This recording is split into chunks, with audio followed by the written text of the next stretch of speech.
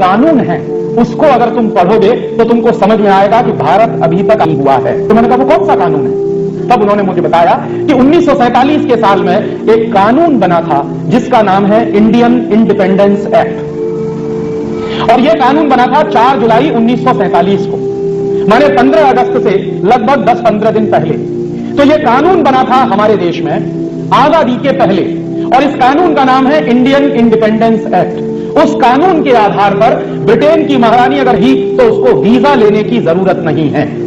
तो मैंने कहा कि वो कानून आप मुझे दे सकते हैं पढ़ने के लिए? तो उन्होंने कहा मेरे पास तो उसकी कॉपी नहीं है। तो मैंने कहा कहां से मिलेगी? तो उन्होंने कहा कोशिश करो भारत की संसद की लाइब्रेरी में मिल जाए, तुमको पार्लियामेंट की लाइब्रेरी में मिल जाए। हम लोगों ने बहुत कोशिश की, नहीं मिल पाई। फिर दूसरी एक कोशिश की तो उसमें थोड़ी सफलता मिली। उस कानून की फोटोकॉपी लंदन से आई, लंदन के हाउस ऑफ कॉमन्स की लाइब्रेरी में पड़ी हुई है। तो वहां से वो कॉपी आई और सबसे पहले हम लोगों ने वो कानून को पढ़ने की कोशिश की।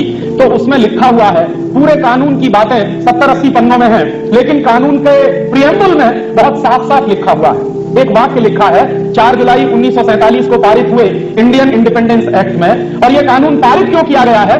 भारत की आजादी के लिए यह कानून पारित किया गया ब्रिटेन की पार्लियामेंट में। माने हमको आजादी मिल रही है तो हमारी आजादी का कानून विदेशी संसद में पारित हुआ, और अगर हमारी आजादी का कानून एक विदेशी संसद ने पारित किया है तो वो विदेशी संसद अगर उस कानून को वापस ले ले तो हमारी आजादी का क्या होगा? क्योंकि जो संसद कानून पारित करती है वही संसद उस कानून को वापस भी ले सकती है। तो मान लीजिए 4 जुलाई 1947 को वो कानून पारित है लंदन में, तो कल को वो लंदन की पार्लियामेंट से वापस हो जाए तो हमारी आजादी के सामने पूरा प्रश्न चिन्ह लग जाएगा। दुर्भाग्य हमारा आपका जानते हैं क्या है कि हम आजाद भी हुए हैं तो ये कानून अंग्रेजों ने तय किया है, हमने तय नहीं किया है। हमारी आजादी के बारे में हमने तय नहीं किया। वो कानून क्या है? 4 जुलाई 1947 को लंदन की पार्लियामेंट में जो कानून पारित हुआ है उसके प्रियम्बल में एक वाक्य लिखा हुआ है। उस वाक्य का अंग्रेजी में क्या भाषांतर है? After 15 August 1947 India and Pakistan will be 2 dominion states. 15 अगस्त 1947 के बाद भारत और पाकिस्तान 2 डोमिनियन स्टेट्स बनेंगे। डोमिनियन स्टेट्स का माने क्या होता? दुनिया के किसी भी देश की डिक्शनरी में आप डोमिनियन स्टेट्स का मतलब ढूंढिए तो उसका एक ही मतलब होता है, डोमिनियन स्टेट्स का माने एक बड़े राज्य के अधीन कोई छोटा राज्य। तो हम 15 अगस्त 1947 के बाद भारत और पाकिस्तान डोमिनियन स्टेट्स बने हैं, ना कि इंडिपेंडेंट नेशन। और चूंकि हम डोमिनियन स्टेट्स बने हैं तो हैं किसके हम डोमिनियन स्टेट्स? यूनाइटेड किंगडम के या कॉमनवेल्थ के। तो 15 अगस्त 1947 के बाद हमारी हैसियत क्या बनी है?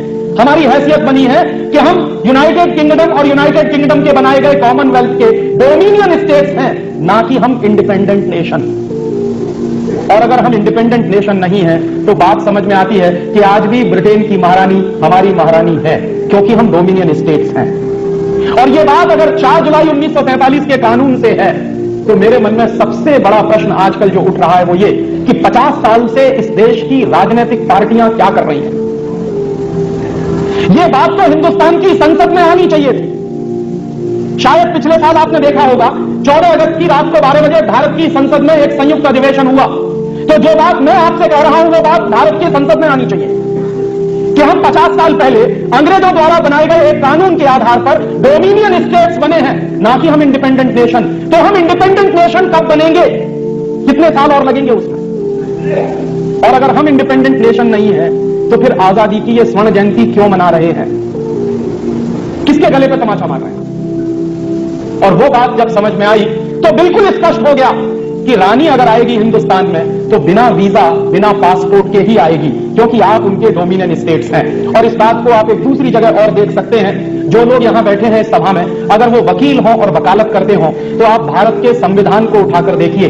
भारत के संविधान में कहीं भी इंडिया एज ए नेशन इस्तेमाल नहीं किया गया है, हर जगह स्टेट शब्द इस्तेमाल किया गया पूरे कॉन्स्टिट्यूशन।